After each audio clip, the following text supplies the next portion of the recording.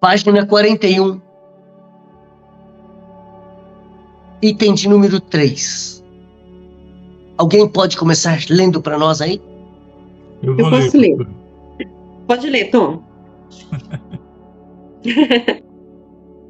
O perigo da liderança esnobe e hierárquica. A mentalidade de grandeza não desapareceu após a morte dos apóstolos. Pelo contrário, ela cresceu muito dentro da igreja e se institucionalizou ao longo dos séculos. A liderança eclesiástica, em muitos casos, se distanciou do modelo da cruz e adotou títulos e sistemas hierárquicos que reforçam a noção de poder.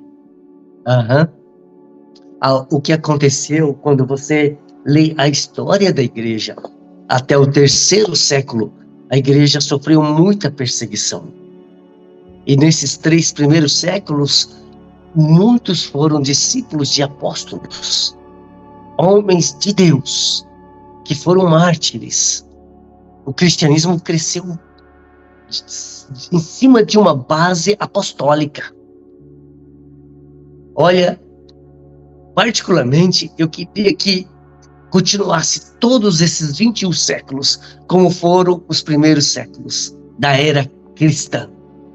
Infelizmente, uma das maiores tacadas do inferno foi no 4º século, quando o imperador Constantino ia para uma batalha e, segundo ele, teve uma visão de uma cruz no céu, significando o cristianismo. E ele venceu a batalha. Então ele se converteu ao cristianismo, à maneira dele. Ele institucionalizou o cristianismo como a religião oficial de Roma. E foi aí que nasceu o catolicismo. A igreja e o Estado se uniram com poder e com pompas. E quando estudamos realmente, em detalhes mais profundos, a história da igreja, a gente começa a ver que os próximos séculos foram chamados de Era das Trevas. Porque nesta igreja instituída pelo imperador, começou a ter muitos abusos e pecados escondidos e até satanismo, coisas assim de manifestações demoníacas. Foram séculos até que Deus levantou Martinho Lutero, Calvino, para fazer uma reforma na igreja católica. A igreja se afastou do modelo da cruz. Mas nós que estamos recebendo essa graça, temos que voltar ao modelo da cruz, não ao modelo do homem. A igreja instituiu o modelo do homem. A partir do 4º século, foi um modelo do homem. O homem ficou no centro. O homem recebia a glória. O homem era vistoso, cheio de aparatos, cheio de autoridade, hierarquias, regras, leis. Esse foi o cristianismo deturpado, pervertido.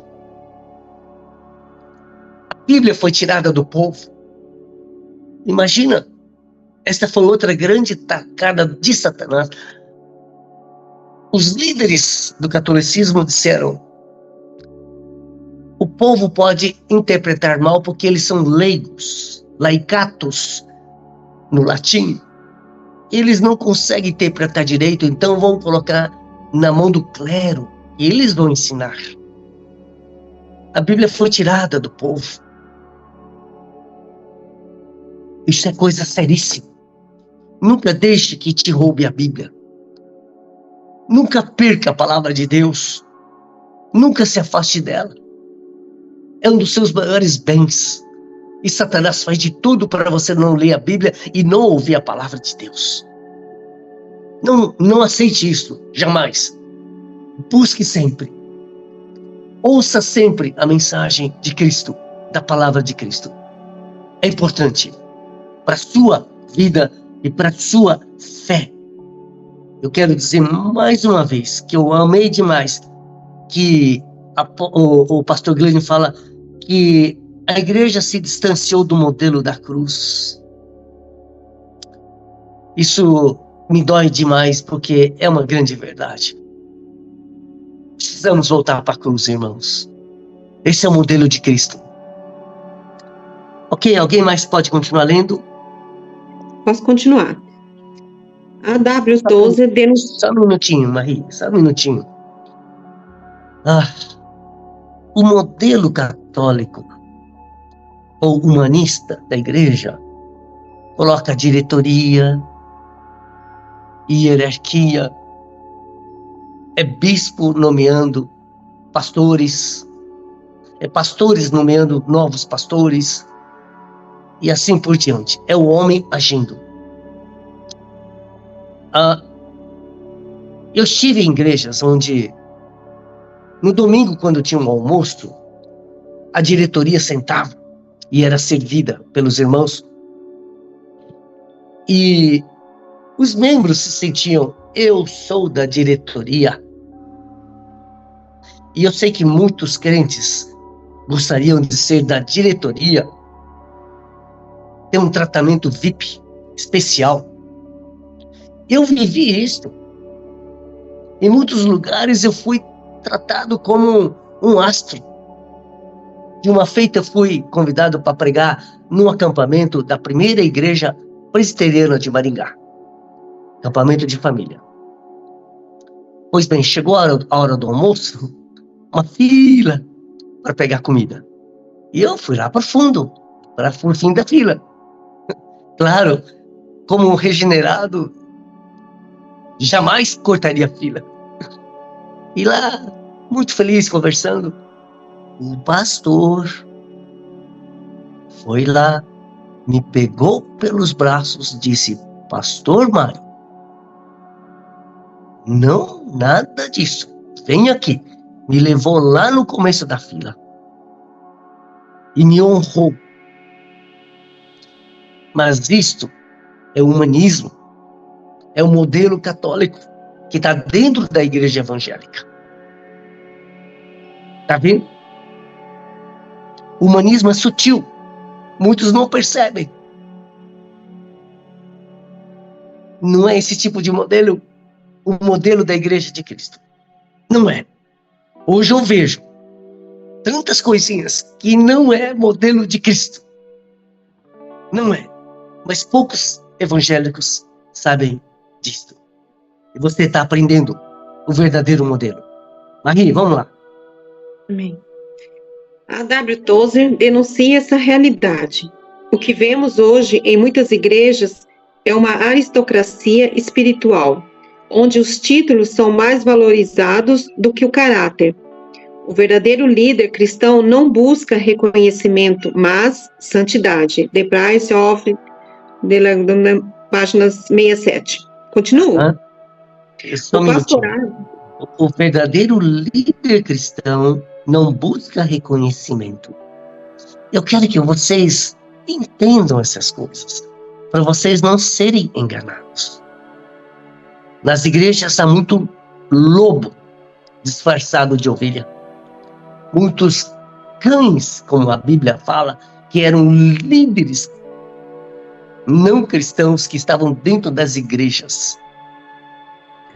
Então, se o líder não busca santidade, mas busca a sua glória, abra os olhos, tome cuidado. Eu quero que você saiba desses detalhezinhos para você não ser enganado.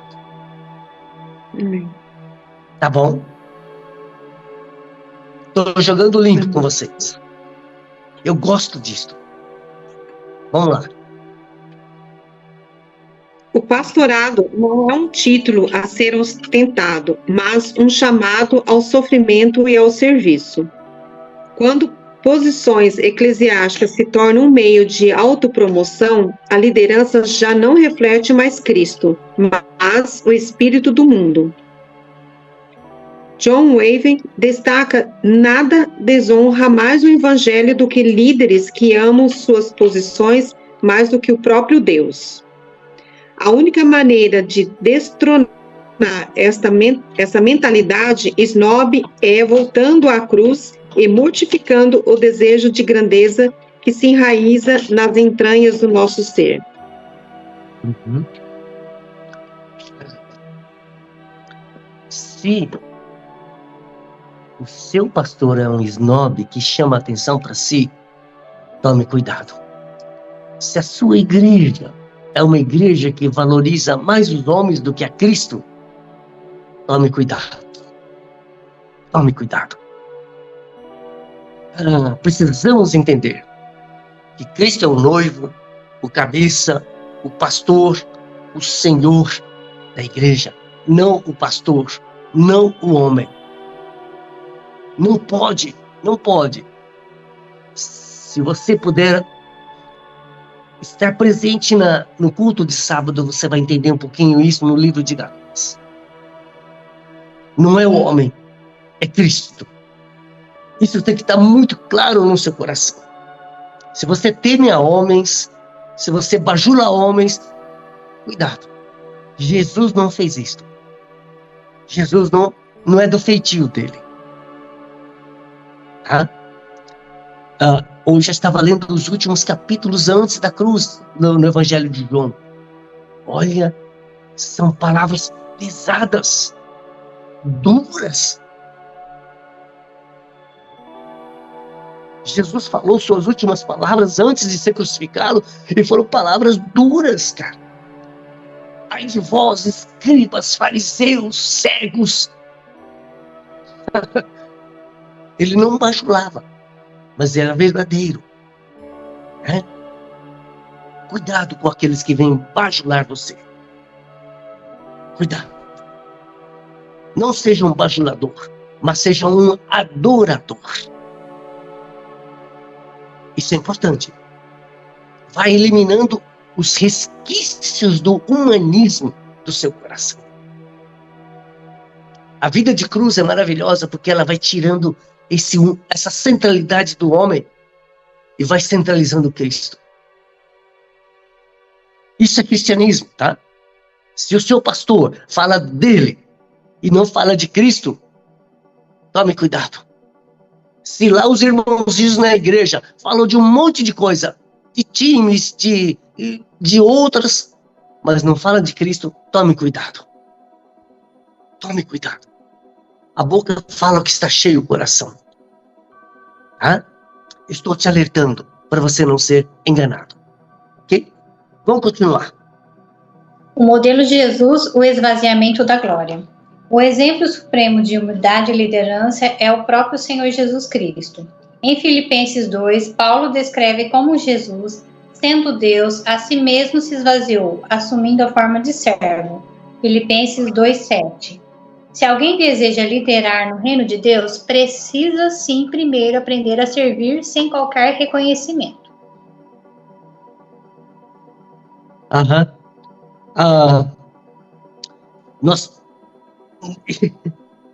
Abra sua Bíblia em Mateus 23. Você já imaginou a cara de Jesus vendo a religião dos homens dominando? Os líderes da igreja sendo carnais e humanistas?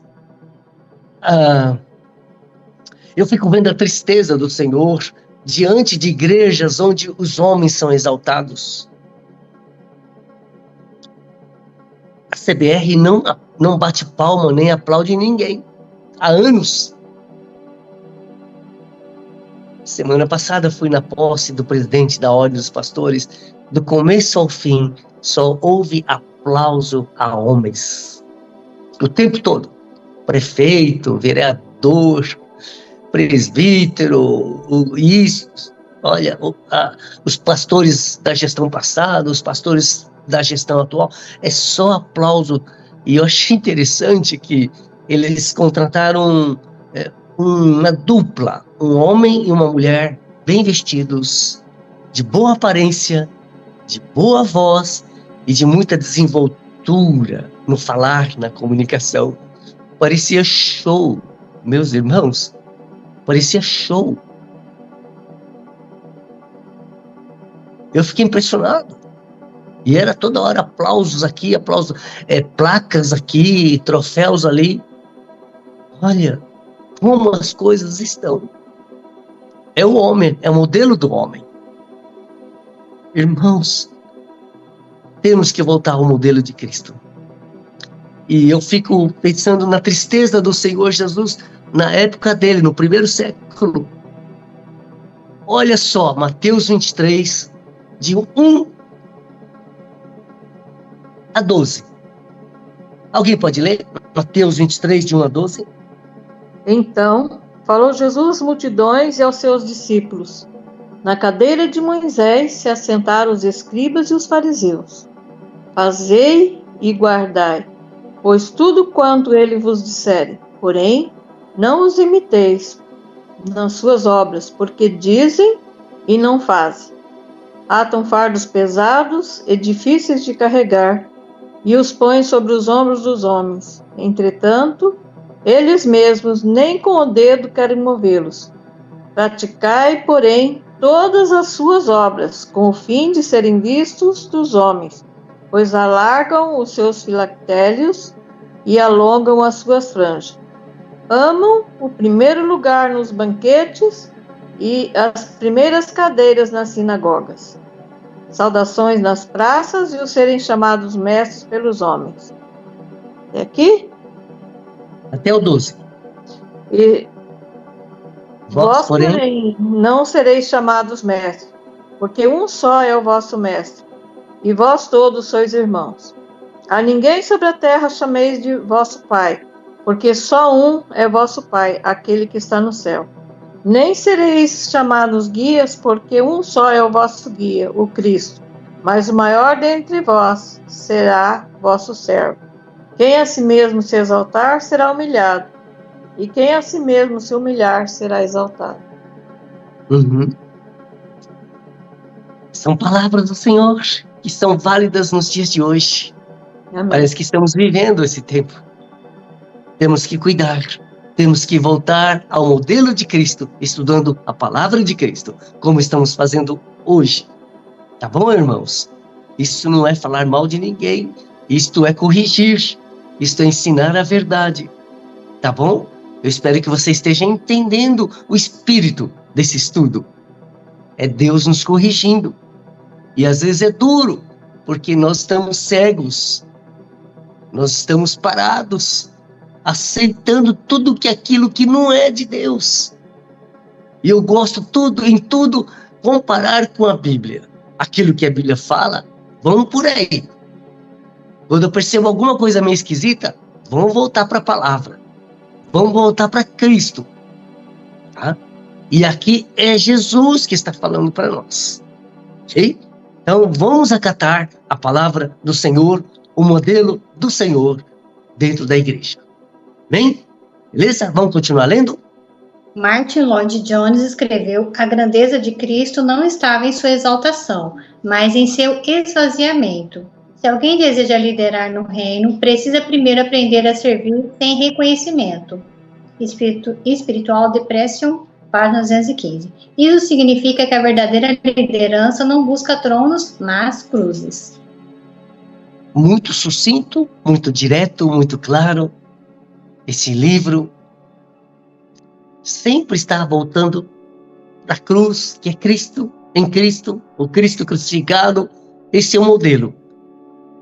Quando você entende que é ali na cruz que Deus se descentraliza nossa visão, nossa vida do homem e centraliza Cristo, você vai ver que as coisas vão funcionar, tá bom?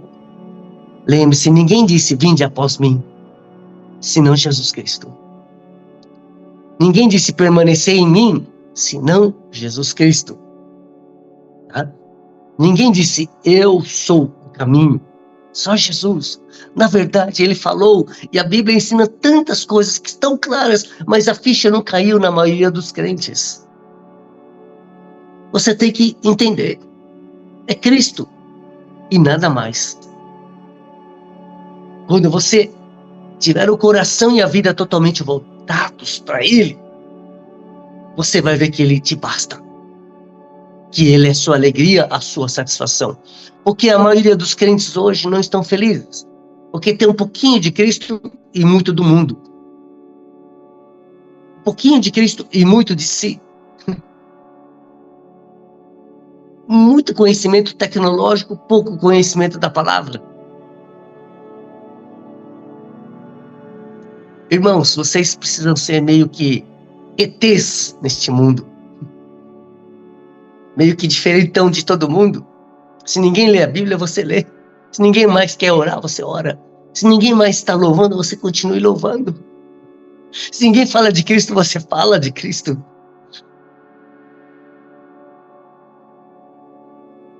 É isso que ele vai falar.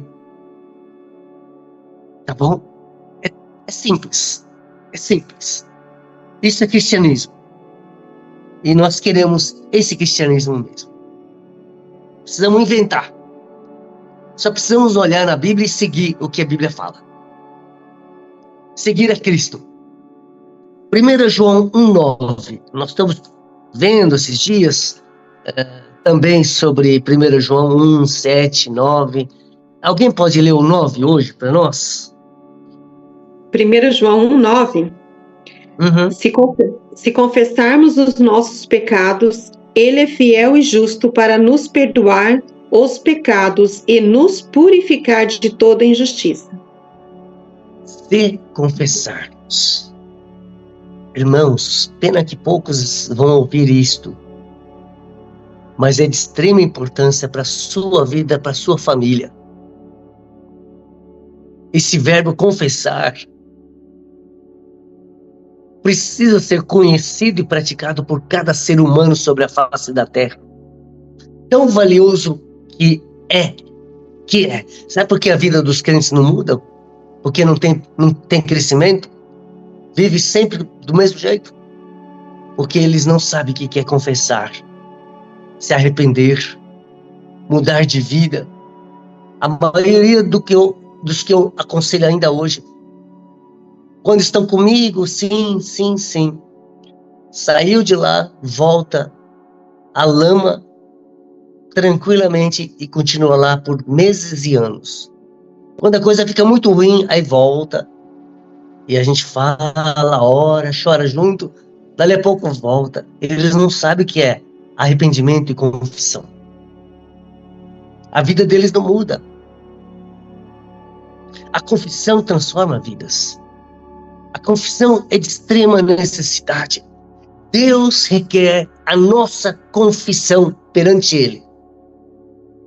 Deus quer que você abra seus lábios com um coração sincero e admita o seu pecado.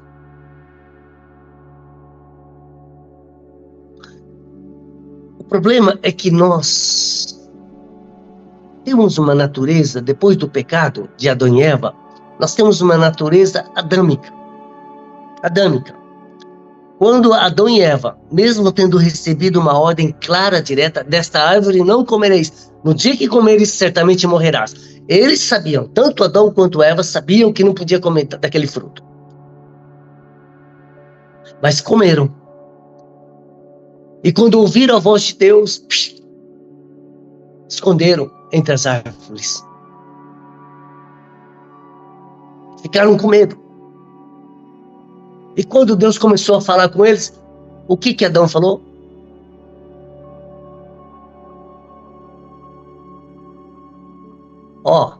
Essa daí, a mulher que o Senhor deu, viu? Foi o Senhor quem deu. Essa mulher aí. Ela me deu e eu comi. A culpa é dela. Desde o começo, essas mulheres estão aprontando.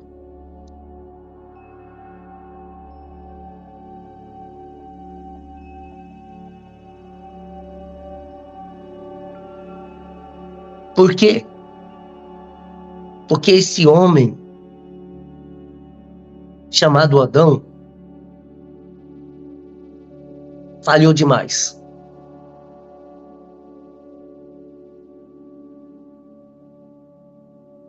Não vamos entrar nesse assunto, porque é um assunto muito profundo, mas não só Adão, como a Eva também. Senhor, a serpente me enganou. Tadinha de eu. Eu fui enganada. Eu fui enganada. Pecou na cara dura. Eu fui enganada. Né? Nós somos assim. Damos desculpas. Estamos longe de conhecermos a palavra confissão. Poucos crentes sabem o que significa confissão. Confissão.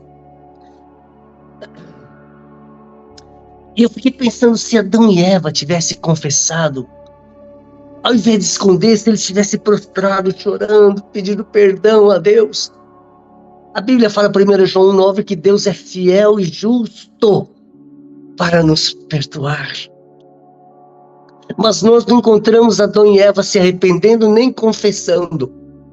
Não é verdade? E deu no que deu. Deu no que deu. A confissão é preciosa porque ela separa entre a liberação, está livre, pode ir em paz, a liberação da condenação. Se confessar, está liberado, perdoado, solto, livre. Senão, haverá condenação. Quando digo para você que a confissão é algo precioso, eu quero que você comece a entender. É extremamente importante.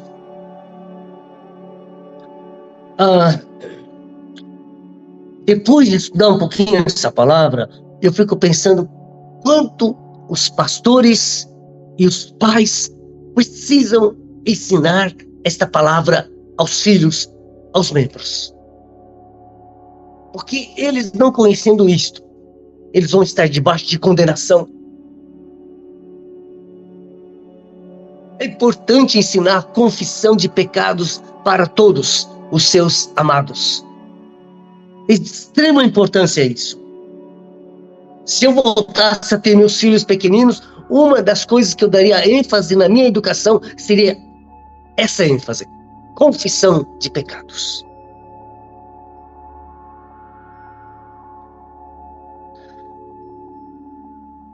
Muitos pais e pastores não ensinam e não falam sobre confissão, porque primeiro eles não conhecem a importância dessa palavra, e segundo porque eles mesmos não praticam essa palavra. Eu quero desafiar você, aconselhar você a praticar. Se você pecar, de imediato confesse o seu pecado a Deus, ou a quem você pecou, tá? O que é confissão? O que é confissão? Muita gente fala, Deus perdoa os meus pecados, em nome de Jesus, amém. E já vai, não se arrependeu, só falou, perdoa. Confissão não é oração. Confissão tem muito mais significado do que isso. Falar de boca para fora. Quantas vezes os crentes perdoam o Senhor, perdão, dali a pouco, 3 minutos já está fazendo a mesma coisa. De boca para fora. Isso não é confissão. Não é. Temos que entender.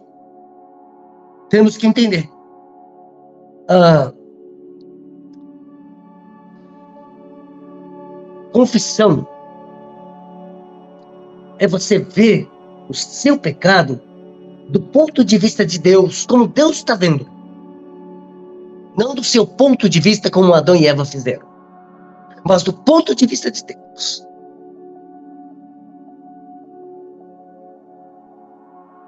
Deus vê o pecado como algo grave, gravíssimo.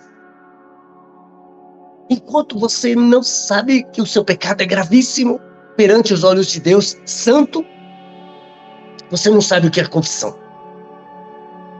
Confissão é você olhar o seu pecado e ficar enojado daquilo que você fez.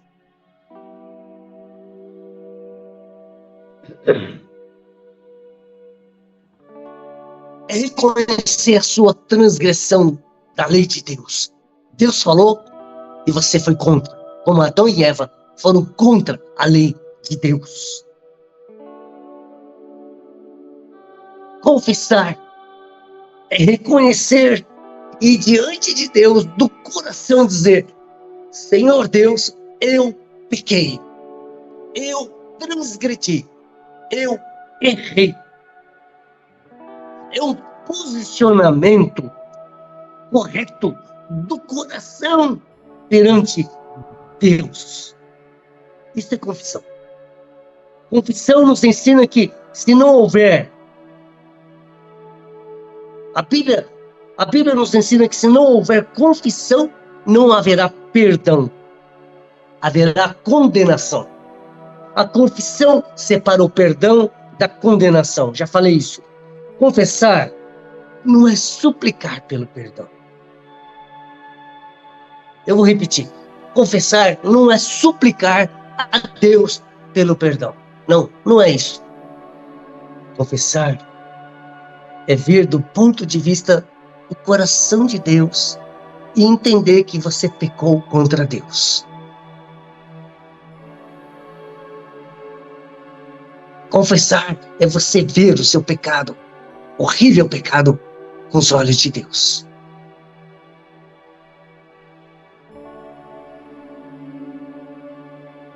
O perdão é da alçada de Deus. Deus perdoa. A confissão é nossa responsabilidade. A nossa parte é julgar a nós mesmos pelo nosso pecado.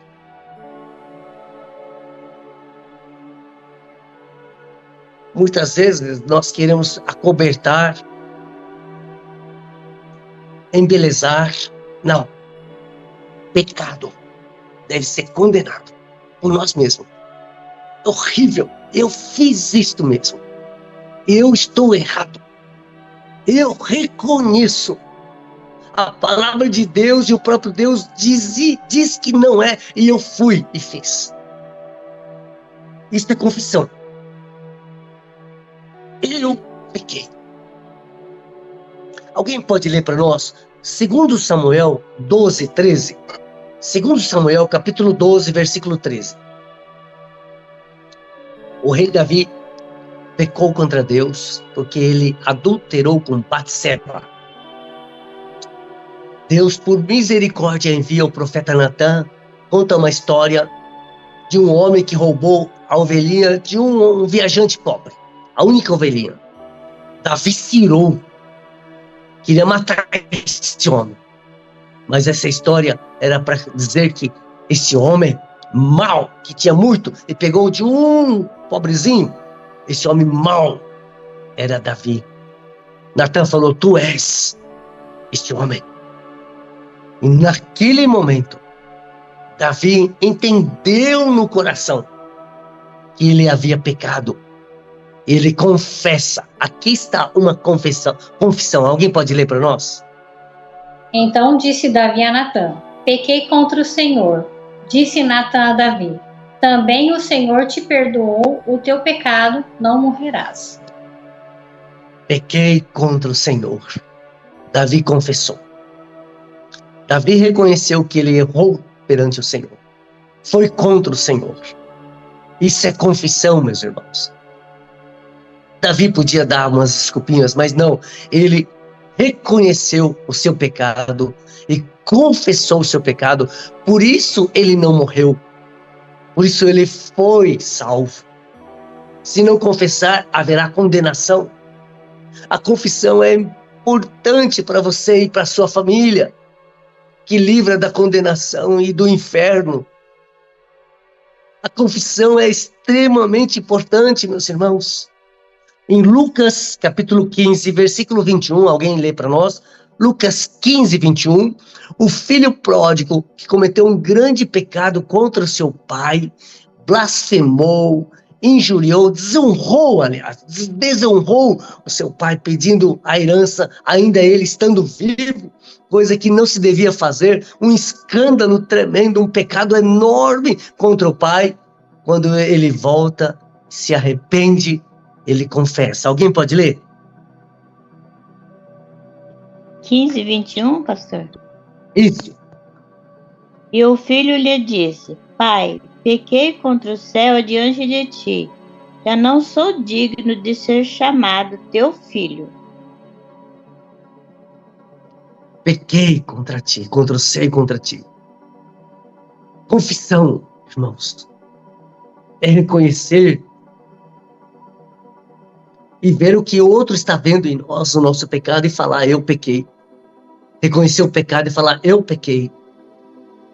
Confissão é coisa séria. Não é trambique.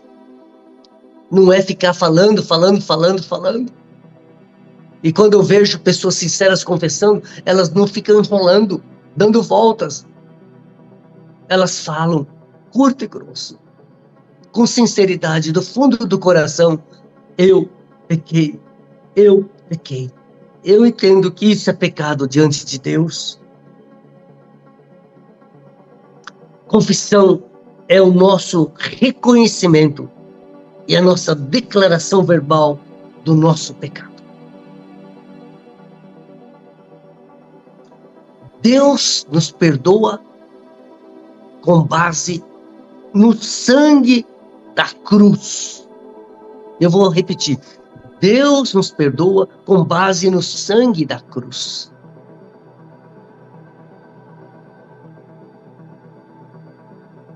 Por isso eu dou importância ao sangue da cruz. Não haveria perdão para ninguém. Não haveria salvação para ninguém. A salvação é por meio da fé. Sois salvos mediante a fé. Efésios capítulo 2. A salvação é mediante a fé. Mas o perdão é pelo sangue, mediante a confissão.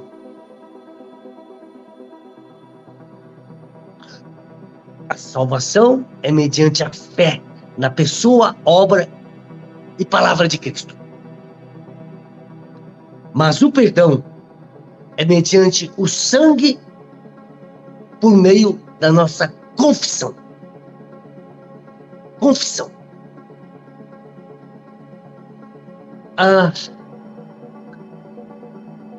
Agton, a água da sua casa, quando você liga o chuveiro, a água vem de onde? Vem da caixa. Da caixa d'água. A água vem da caixa d'água. Mas vem por meio do quê? De um cano. De um cano. Se não tivesse cano, Não vem. não vem. Aí fica sujo, sem tomar banho. Pedido.